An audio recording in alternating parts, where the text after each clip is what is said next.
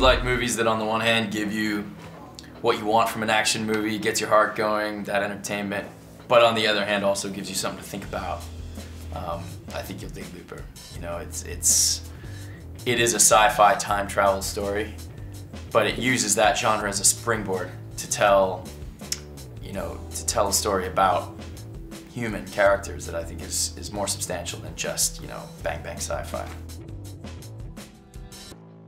It's really rare, normally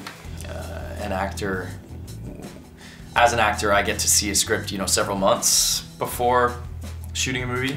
But with Looper, Ryan and I have been talking about this story for years.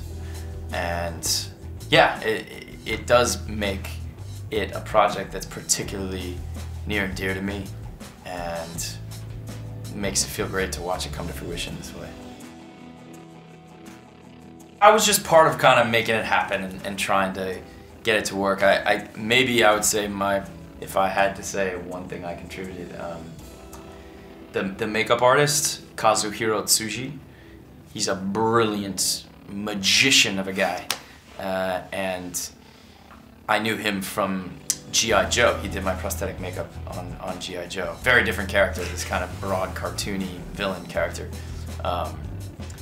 But Kazu and I stayed friends, and when Ryan and I spoke about how to pull off this transformation, we knew we didn't want to do it digitally, and so we talked about makeup, and I said it really should be Kazu. And that was a big come up for us because, even though Looper is a big sci-fi action flick, it's not, one of those huge budget, like enormous things. And Kazu was really great to take this project on. I absolutely think that spending last year, 2011, working with Rian Johnson and then Christopher Nolan and then Steven Spielberg was a huge part of why I felt encouraged or emboldened enough to take it on myself. As far as like specific things, it's hard. You just kind of watch and let it seep in. Ryan was actually the first person that I showed my very, very first complete draft of Don John's Addiction, the script.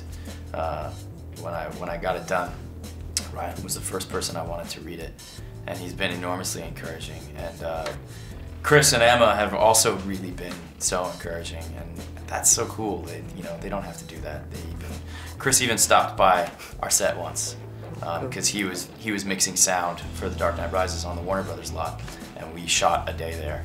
And he stopped by and kind of just pat me on the back and say, "This is great. This is happening." It just goes to show, I think, that's why people do such good work for him, because he genuinely cares about the people that he works with. That was never really the thing. I understand why people think that, because movies are so franchised nowadays, I guess. But I never took it that way. I just think it's a really great ending for that story.